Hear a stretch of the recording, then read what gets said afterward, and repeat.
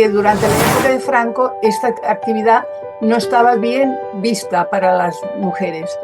Entonces, esto fue un primer paso de hacer algo distinto, ya empezar a hacer algo distinto en la época de la represión. Las monjas nos reprimían mucho, no les gustaba que fuéramos coquetas, se consideraba mal visto, teníamos que ser modestas. Me amenazó todo el año con expulsarme y al final, cuando me fui, me dijo por qué me iba. Y digo, bueno, me estás todo el año amenazándome de que vas a expulsarme y después no quieres que me vaya. Y ahí se hablaba, pero a los niños les decían que no dijeran nada fuera, en la calle, porque el padre, por ejemplo, podía estar en peligro, porque si, por ejemplo, la niña iba al colegio, lo explicaba, a lo mejor el padre de uno de estos niños era un informante. Los padres con sotanas, iban vestidos con sotanas, con casco, ¿no? Y salieron a manifestarse, y entonces la policía les pegó y cayeron al suelo. Fue una cosa como bastante divertida, ¿no?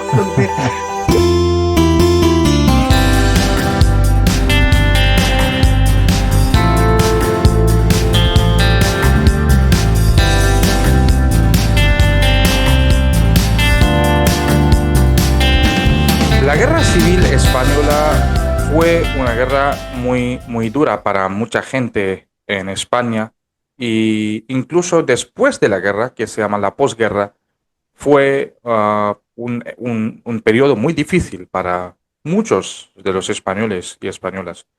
Y para hablar de este periodo, yo tengo aquí una invitada que no es ajena a mi canal. Ya le he entrevistado sobre la identidad catalana y podéis ver esa entrevista, que dejo el link en la descripción de este vídeo también. Estoy aquí con Roger Sole. Hola Roger, ¿cómo estás? Bueno, estoy bien otra vez, encantada de verte. Roger, A ver cómo lo hacemos esta vez, a ver cómo lo hago yo, vamos. sí, Roger, para mí realmente es un honor y placer invitarte otra vez a mi canal. Ya hemos visto que la entrevista que hicimos sobre la identidad catalana, pues llegó a mucha gente y había muchas visualizaciones, y más allá de esto había muchos comentarios, y comentarios Sí. de carácter muy diferente y muy Típico, variado. típico. Sí. Así que Nada nuevo. y eso es lo que yo esperaba, pues porque son temas muy sensatos y también pues muy polémicos, a la vez, Sí. ¿no? Y para mí otra vez es un honor tenerte a mi canal, y vamos a hablar sobre otro tema muy interesante, muy polémico y muy importante en la historia de España, que es la época de posguerra, la posguerra Sí. española, ¿sí?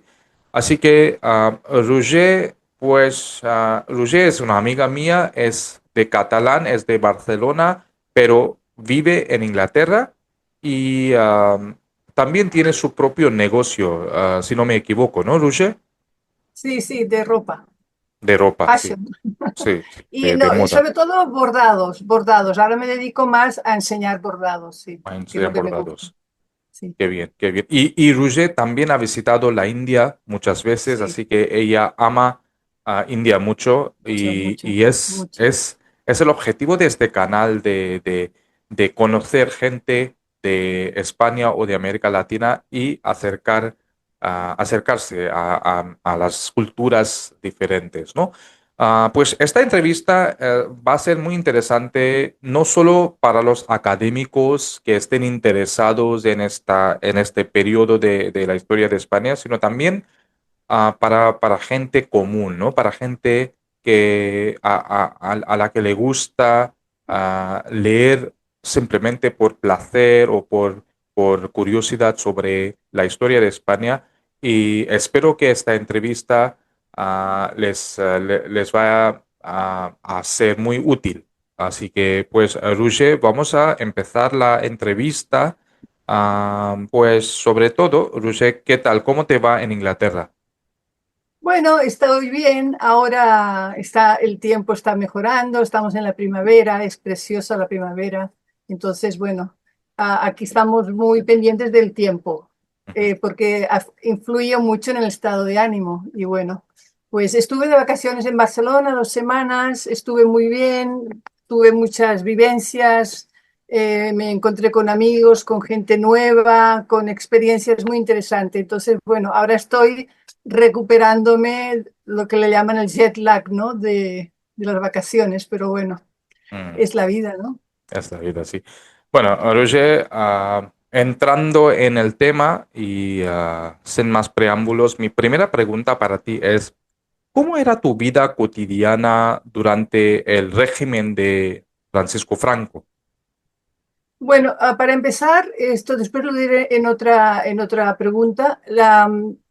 Franco duró mucho tiempo, o sea, la dictadura fue una dictadura muy larga, entonces al principio era más dura y después se fue ablandando, aunque siempre continuó siendo un dictador, nunca dejó de serlo, pero son distintas personas de distintas edades, tendrán distintas experiencias, ¿no?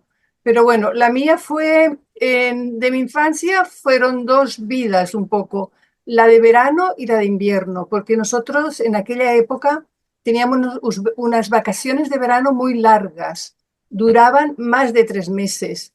Entonces, sí, sí, sí. Sí, entonces mi familia era de clase media, no teníamos dinero, pero éramos de clase media, hacíamos todo lo que hacía la clase media y eso significaba de que en verano pasabas el verano en el campo, en la playa y estas vivencias fueron muy enriquecedoras. Nosotros tenemos unos recuerdos muy buenos. Entonces, la vida de invierno era la vida más de la rutina, de ir al colegio, de tener unos horarios, los fines de semana ibas a la iglesia y esto era como una vida bastante dominada por la iglesia y había muchos rituales que seguíamos, después te lo contaré más adelante. Entonces era la vida como un poquito más aburrida, pero bueno, la vida necesaria para aprender, ¿no? El verano era mucho más salvaje, íbamos a la playa en verano, había bastante libertad, eran unos pueblos pequeños, entonces en la noche jugábamos, por ejemplo, en la noche los niños salíamos a jugar al escondite, hide and seek, y las madres estaban afuera en la calle, había una vida muy, muy, muy divertida, muy libre, ¿no? Y después el recuerdo más memorable que tenemos todos nuestros hermanos, que éramos 8 hermanos, es en una casa de campo que pasamos en el tope de una montaña que se llamaba Castillo, había sido un castillo y en esa casa era una situación muy precaria.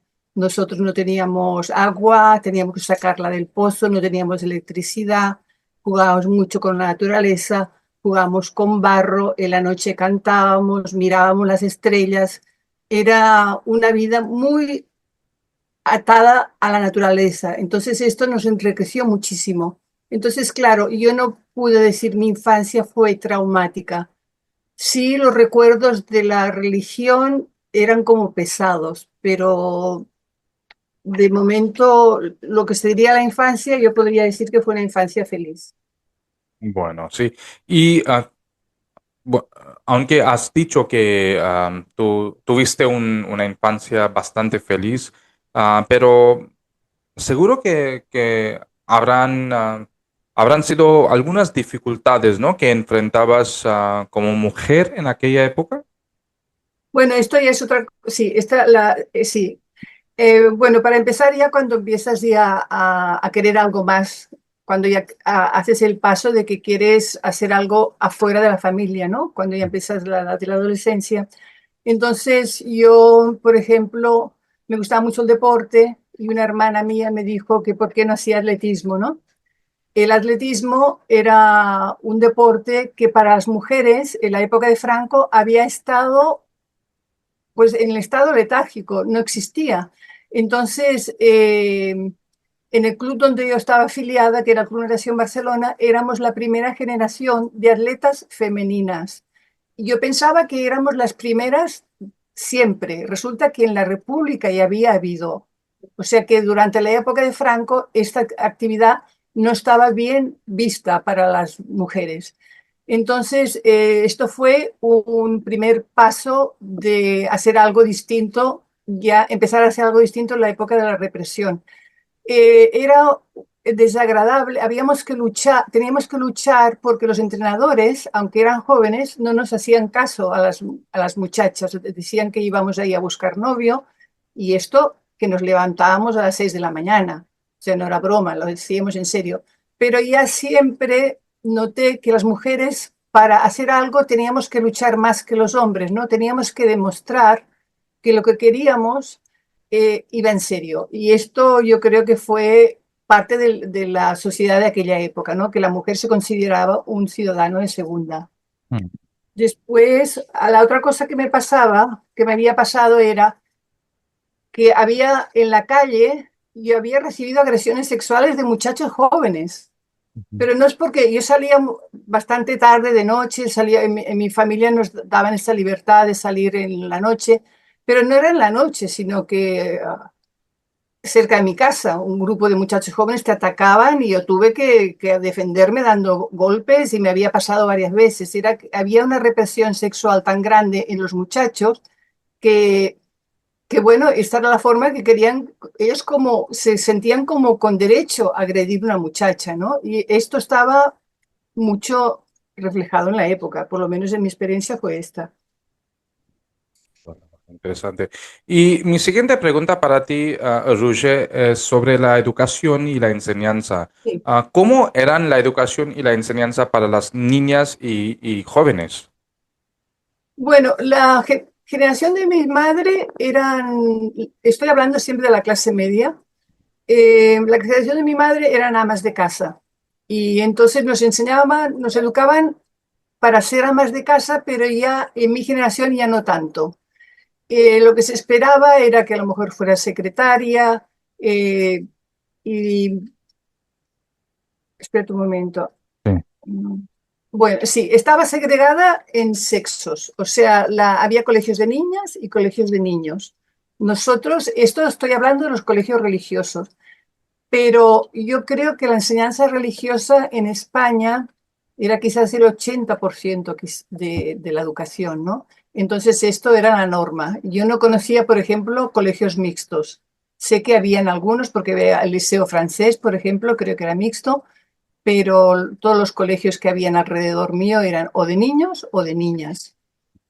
Entonces, la educación de las niñas estaba llevada por las monjas católicas. Cuando yo hablo de religión, hablo de la religión católica, ¿vale? Sí. Entonces, las monjas nos reprimían mucho, no les gustaba que fuéramos coquetas, se consideraba mal visto, teníamos que ser modestas, incluso yo llevaba una falda bastante larga encima de las rodillas y me la deshacían, me deshacían el ruedo para alargarla más. Era como un poco enfermo, ¿no? Mostrarte de que tú eras un objeto sin tú saber que eras un objeto sexual, ¿no? Entonces había mucha represión en este aspecto. Y después, la otra cosa que encontraba represiva era el hecho de preguntar. Yo siempre he sido una persona muy curiosa, siempre soy una persona que hago muchas preguntas, continúo haciéndolo y esto se me reprimía. Me imagino que no tenían respuesta, entonces en lugar de ser honestas y decían que no sabían, entonces incluso me castigaban. Si me hacían preguntas, después de la clase tenía que darme media hora tarde en el colegio castigada porque hacía demasiadas preguntas. Incluso en el último año, la tutora me dijo que me iba a expulsar del colegio porque hacía demasiadas preguntas. Si me iba a expulsar porque era muy inquisidora. Yo, si había una respuesta que yo dudaba, pues yo expresaba mi duda y entonces esto se consideraba falta de respeto y por lo tanto me amenazó todo el año con expulsarme y al final cuando me fui me dijo por qué me iba y digo, bueno, Me estás todo el año amenazándome de que vas a expulsarme y después no quieres que me vaya. Es la absurdo. Mostrar siempre que tenían el poder ellas, ¿no? Entonces, este fue un poco la educación. Claro, claro, claro. Pues, ¿se hablaba de política en casa o era un tema Bueno, tabú? en mi casa, mis padres sufrieron la guerra y lo pasaron muy mal. Bueno, me imagino que todo el mundo en una guerra, claro. Bueno, me imagino, no seguro. Mi padre estuvo escondido porque no quiso pelear. Mi Ujú. padre nunca odiaba las armas, nunca en mi casa se vio una pistola ni de juguete, a mis hermanos nunca se les regaló ninguna arma y mi padre no quiso pelear en ninguno de los dos bandos y estuvo escondido 3 años. Mi madre lo tuvo muy duro porque en esa casa de campo donde íbamos en verano, esta era una casa de mi familia, entonces ella tenía que a veces ir horas en tren con su hermana para buscar un saco de patatas, por ejemplo, ¿no? Porque había tanta hambre que hacías lo posible para buscar comida.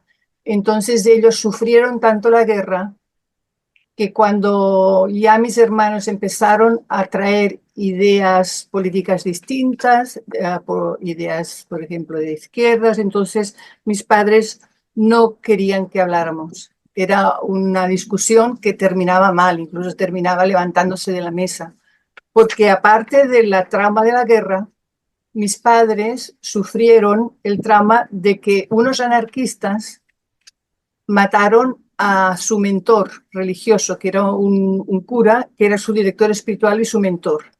Entonces lo asesinaron y mis padres no querían saber nada de ideas de políticas de izquierdas.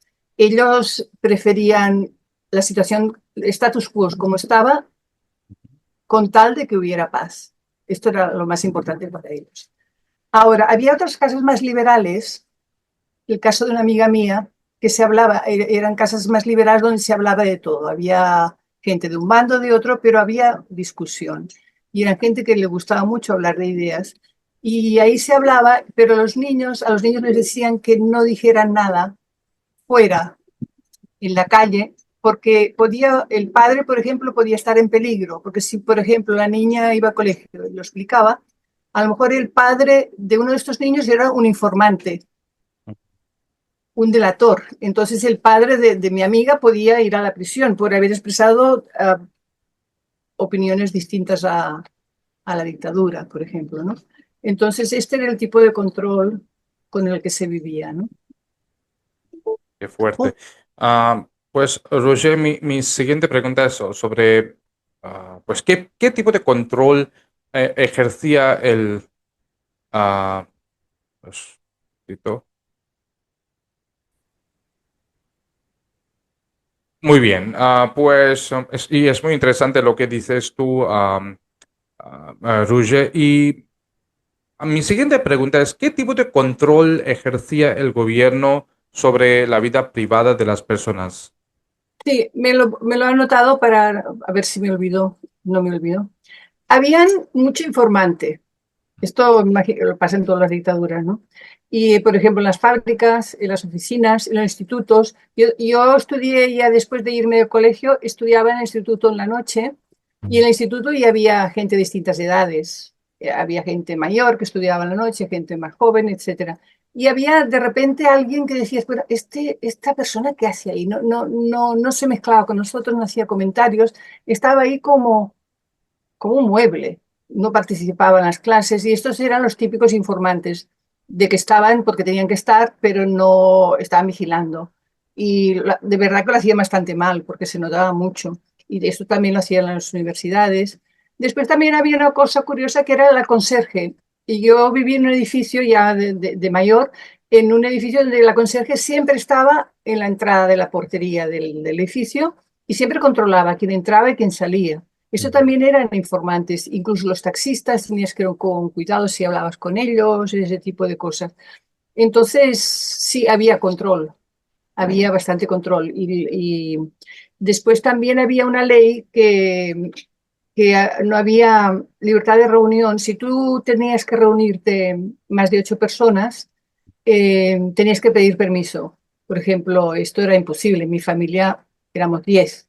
8 hijos y los padres y de algún servicio que vivía allá. Pero incluso hacíamos fiestas con los amigos y nunca pedías permiso. Es una cosa que nunca tuvimos un problema de que viniera la policía, pero tenías el riesgo, ¿no? De que viniera la policía. Seguramente ellos sabían a quién vigilar, ¿no? Y no hubo ese problema, pero sí existía la ley esta. Después las manifestaciones estaban prohibidas. Y yo había ido a alguna manifestación, pero tenías que ir con cuidado porque la policía te podía Detener. agarrar. A Mm, mi hermano, por ejemplo, por una manifestación estuvo 2 veces mm, en la cárcel. mm. Entonces, había ese riesgo, ¿no? Y las manifestaciones se empezaron a hacer ya en épocas ya más adelante de la dictadura. Me imagino que a principio de la dictadura, bueno, yo no había nacido, pero me imagino que a principio nadie iba, ¿no? Claro. Después en Barcelona, hubo una manifestación muy interesante de los curas. Ujú, Los curas con sotanas, iban vestidos con sotanas, con cassock, ¿no? Y, ujú. y salieron a manifestarse. Y entonces la policía les pegó y cayeron al suelo. Fue una cosa como bastante divertida, ¿no? Por ver qué Sí. patético perseguir Mm, a los curas a los porque curas. estaban manifestándose porque ya encontraban que la dictadura era demasiado represora. Ujú, La otra cuestión era los movimientos juveniles, que esto es importante. La gente cuando es joven quiere salir, unirse con otros grupos y ujú. grupos también organizados. Y el único movimiento juvenil que era legal era el que se llamaba las JONS, Juventudes Obreras Nacional, no sé, Nacional Socialista, no sé qué significa bien, pero se llamaba las JONS, que Ok. eran parte de la Falange, que era el Ujú. único partido que era el partido del gobierno, se llamaba Falange. Entonces, este movimiento, bueno, entonces no había otros movimientos, pero el movimiento Scout, me imagino que lo conoce, el movimiento Scout. No, no, ¿podrías No, el decirme? movimiento Scout es un movimiento que inició Baden-Powell, era un inglés, un militar inglés que estuvo en la India precisamente, y inventó un movimiento juvenil para que los Ujú, jóvenes hicieran actividades al aire libre. Y ujú, se inspiró en el libro de la jungla, ujú. The Jungle Book, Ok. de Rudyard Mm, sí, Kipling. ¿Sabes cuál Rudyard es? Kipling. Sí, sí, Sí. Rudyard Kipling. Entonces, este fue un movimiento en Europa muy, muy importante y en España Mm, también se inició con la tutela de la Iglesia Católica. Entonces, la Iglesia Católica se hizo cargo de este movimiento juvenil, los Scouts, y fue un movimiento que tuvo mucha aceptación. Y en Cataluña fue un movimiento muy bien organizado, había muchas actividades al aire libre, se hacían excursiones, actividades culturales y, y salió mucha gente, después salieron mucha gente, políticos, intelectuales que se iniciaron en ese movimiento.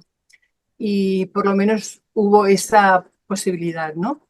Pero mm. siempre había que estar debajo la tutela, la protección de la Iglesia Católica. Después, la otra cuestión de la enseñanza, no sé si es aquí. Bueno, esto no sé si es en esta pregunta que me has hecho, pero bueno, ya lo tengo apuntado aquí, te lo voy a decir, que la enseñanza en catalán estaba prohibida. Yo creo que esto ya lo dije antes en el otro podcast. Sí, sí. Estaba prohibida la enseñanza en catalán, Mm, pero yo no sabía, pero había unas escuelas progresistas de una maestra catalana que se llamaba Rosa Sensat, que enseñaban en catalán ujú, en la época de Franco, aunque estaba prohibido. Entonces los alumnos ya estaban acostumbrados a que si venía el inspector del gobierno, tenían ujú, en catalán lo ponía, cuando llegaba el inspector lo ponían boca abajo y ponían ujú, un libro en castellano y ujú, hablaban al inspector en castellano como si no pasara nada. mm, Ellos creen que el inspector sí sabía que había la enseñanza en catalán, pero no, lo mm. pasaba por encima, ¿no? Claro, claro, claro. Ok. Entonces, Sí, ¿quieres añadir algo más a esta de pregunta? momento no se me ocurre, a no Ah, ser ok. que me hagas una pregunta. Y, Eso es lo que tengo escrito. ¿Y cómo era la situación laboral para las mujeres? ¿Podías trabajar fácilmente? Sí, bueno, ya te digo que en la clase, por supuesto, en las fábricas sí habían mujeres, ¿no? Y en la clase media habían pocas mujeres que trabajaran porque eran Ujú, casi todas amas de casa y era la ujú. excepción de que hubieran mujeres profesionales, ¿no? Pero se educaron más al principio para ser secretarias, enfermeras, maestras. No se veían en aquella época mujeres ejecutivas de una compañía, por ejemplo. Médicos no había muchas, abogados, directores de universidades, y esto fue cambiando poco a poco. Esto fue un proceso, pero no fue al principio, ¿no? Ahí la historia de una escritora, Rosa Regás, es de una generación mayor que la mía, que ella ya era escritora y ganaba dinero escribiendo, y parece que ella le tenía que dar su sueldo a su marido porque ella no podía abrir una cuenta bancaria. O sea que a pesar de trabajar, dependía del marido para poder cobrar. Entonces esto era un atraso, ¿no? Respecto a las otras sociedades de otros países. Y si hablamos de la iglesia, ¿no? Porque yo creo Sí, que Roger, la iglesia jugó un papel muy importante en aquella época también. Es que, ¿qué papel jugaba la iglesia en la sociedad y en tu vida diaria? sí. La iglesia, cuando hablamos de la iglesia, hablamos de la iglesia católica. Ujú, Eh, No estoy muy documentada al respecto, pero parece que Franco no era una persona realmente religiosa, pero al tomar el poder ujú, le interesó el vínculo con la iglesia para poder dominar mejor. Y se ujú. casaron, ¿eh? O sea, realmente la iglesia dominó mucho, muchísimo en la vida de la sociedad española de aquella época. Am, bueno, la, la iglesia, yo encuentro que por lo menos a mí la represión era un poco física por la cuestión de la modestidad de las mujeres, bueno, esto pasa en muchas religiones, ¿no? Ujú, Pero también la cuestión intelectual. Por ejemplo, esto a mí me atormentaba mucho porque yo siempre fui una niña que las cosas me las tomaba en serio. A mí si me explicaba una cosa me las creía, hasta que después, cuando ya demostró que era mentira, me molestaba muchísimo. Pero yo al principio creía todo lo que me decían. ujú, Entonces había, por ejemplo, en el colegio venía un cura que nos explicaba, cuando él venía a hablar con nosotros, a mí ya se me revolvía el estómago porque hablaba de cosas muy atormentantes. Por ejemplo, nos hablaba mucho del infierno. Tú no sé si conoces lo que es el infierno en la religión católica. El infierno es el punishment, el el castigo castigo. Ujú, por lo que se porta mal, ¿no? El que hace un pecado muy grande. ujú, Entonces, el infierno es quemarte, significa quemarte por toda la vida, porque en la religión católica, tú cuando te mueres, no te mueres en el otro mundo, entonces te queman, te quemas toda la vida, te pasas toda ujú, la vida quemándote sin parar. ujú. Entonces imagínate tú qué tormento, ¿no? Y esto yo creo que fue el éxito de la religión católica, la imposición del infierno, ¿no? Porque era o me obedeces o haces lo que tienes que hacer o vas a tener un castigo de toda la vida. No en esta vida, sino en la otra, que es para siempre. Era muy duro esto. Claro. Ahora, a la edad de los 17 años, yo ya empecé a razonar y dejé de creer en la iglesia, de creer en Dios incluso, Ujú, pero al mismo tiempo encontré mi primer trabajo. Y mi primer trabajo fue de maestra en un colegio de un barrio de los basureros de ujú, Barcelona, y era en el parvulario, en el ujú, preescolar, y mis jefes eran curas jesuitas, ujú. pero eran muy abiertos. O sea que a pesar de que también eran católicos, Ellos eran mucho más dialogantes, estaban en todos los ámbitos de la sociedad.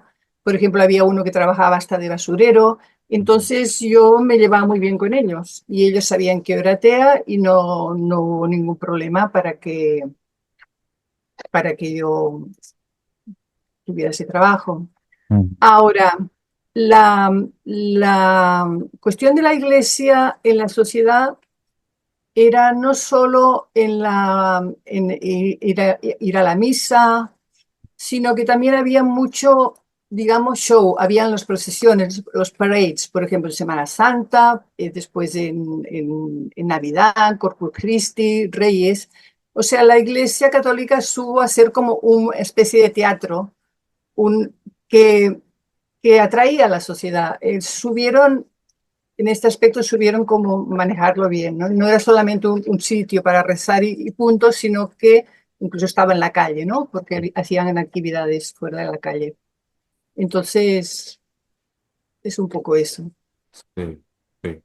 Y pues, Roger, si hablamos de medios de comunicación, ¿no? ¿Cómo eran los medios de comunicación y sentías tú que había algún tipo de censura? Bueno, para empezar, en la literatura sí, había una, una lista que se llamaba el índice, que era la lista de los libros prohibidos. Y estos Ujú, libros no se encontraban, no se vendían. Entonces, Eh, después también el cine extranjero, había muchas películas que no llegaban. ujú, O si eran traducidas, si llegaban, estaban traducidas ujú, al castellano y estaban traducidas de forma de que el diálogo ujú. fuera de acuerdo con la moral de la época. O sea que a lo mejor no tenía que ver con lo que realmente era el original, ¿no? Claro. Eh, o sea, tenía que dar un mensaje político y moral aceptable. Algunas Sí. películas, al estar prohibidas, la gente iba al extranjero. Ujú, Incluso hubo una época que es como anecdótica, que en ujú, el sur de Francia, Cataluña está cerca de Francia, tú en 2 horas en coche puedes ir a Francia. Entonces, en el sur de Francia habían pequeños cines, incluso casas privadas, que ujú, ponían pantallas para que los catalanes, porque eran los que estábamos más cerca, fuéramos a ver películas prohibidas en ujú. Francia. Incluso en un fin de semana largo había gente que veía no sé cuántas películas. Y una vez fui. Es, Mm. es una cuestión un poco ridícula, pero bueno, los franceses hicieron su negocio. Sí, Entonces, sí. después, incluso había el periódico francés Le Monde, Ujú, que era un periódico, bueno, un poco de izquierdas, que a veces llegaba recortado. O ujú, sea, tenías el periódico y había una página que faltaba o estaba un pedazo recortado. Imagínate qué trabajo importar un periódico y recortar el periódico, porque habían artículos ujú. que criticaban España, porque o el España. gobierno español. Entonces venía el, el periódico censurado. Claro. Después también había gente que Ok. hacía contrabando de libros, hacía Ujú, contrabando de discos, ujú, discos prohibidos y también contrabando de gente, o sea, gente que la perseguía, que se fugaban, gente que los perseguían Franco por sus ideas políticas, que pasaban la frontera hacia Francia y había gente que los ayudaba. Así es como era la situación. bueno. Pues muy fuerte lo que tú estás contando, ¿no? Una Roger. dictadura. ¿Y tenías miedo en algún momento por decir lo que pensabas en aquella época? Sí, bueno, yo no estaba metida en política, pero sí que había ir con cuidado porque había muchos Ujú, informantes. Yo ujú, tuve un cuñado que estuvo que era parte de un sindicato, que era miembro de un sindicato obrero, y él estuvo en la cárcel 6 meses. ujú, O sea que sí, sí era fuerte. ujú. También tuve escondido en mi casa a un muchacho por alguien que me pidió el favor, y también un muchacho que estaba perseguido, y también lo tenía. lo tenía escondido en la casa. Entonces esto era peligroso porque depende de quién viniera, pues te podía delatar. Entonces, claro, no estábamos así tan libres, ¿no? Sino que vivíamos una represión, obviamente. Claro, claro. Y pues ha sido una charla muy fascinante y para terminar, ¿no? ¿Qué cambios notaste en tu vida, Roger, cuando terminó la dictadura? Bueno, cuando terminó la dictadura yo vivía en Venezuela ya. Mm, Entonces, bueno, una sensación de libertad, la gente, que se habían quitado un peso de encima, ¿no? mm, Porque, para empezar, Franco entró en el poder por un golpe de Estado. ujú, Un golpe de Estado que hicieron cuatro generales y de ujú, los cuatro quedó él. Los otros desaparecieron, tuvieron accidentes, lo ujú, típico de las dictaduras, ¿no? Que empiezan varios y después termina uno. Y entonces, claro, fue un golpe de Estado que resultó en una guerra civil. Entonces, claro, fue un régimen impuesto. ujú, ujú.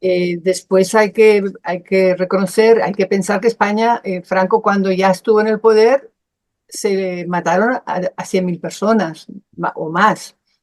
Incluso hubo pena de muerte siempre. Mm, La pena de muerte, la última con Garrote Vil fue en el 1974 y después en el 75 también hubo penas de muerte ejecutadas con fusilamiento en el 75 y después Franco murió en el 75, o sea que hasta el último momento hubo penas de muerte, ejecuciones sin un juicio civil, era un juicio militar. sí, Entonces, la dictadura duró hasta el final. claro, claro, claro. Entonces, bueno, Y, y bueno, pues hemos llegado hasta el final de la entrevista, ¿no? Muchas gracias por tu tiempo. Roger, siempre, pues como siempre, ha sido un placer hoy también tenerte a bueno, mi canal y también hablar de este tema que todavía en el siglo XXI, en 2025, a mucha gente le conmueve y también les interesa mucho, ¿no? Así sí, es que interesante no olvidar la historia, ¿no? Para que no se repita, para que no se obviamente. repita, sí, claro. Sí. Bueno, pues muchas gracias a Bueno, Roger por tu tiempo y gracias a mi público también. Pues os recuerdo que estamos también por Spotify, así que esta conversación también va a ser descarga o cargada o cargado por Spotify para que a ver qué comentarios podáis tenemos esta vez. escucharnos. Sí. No, no, siempre digo a mi público que si a ellos no les gusta mi cara, simplemente me pueden escuchar. Bueno, Bueno, pues muchas gracias, Roger, por encantada. tu tiempo y hasta el siguiente capítulo de Español por Dentro. Chao. Ok, chao, chao.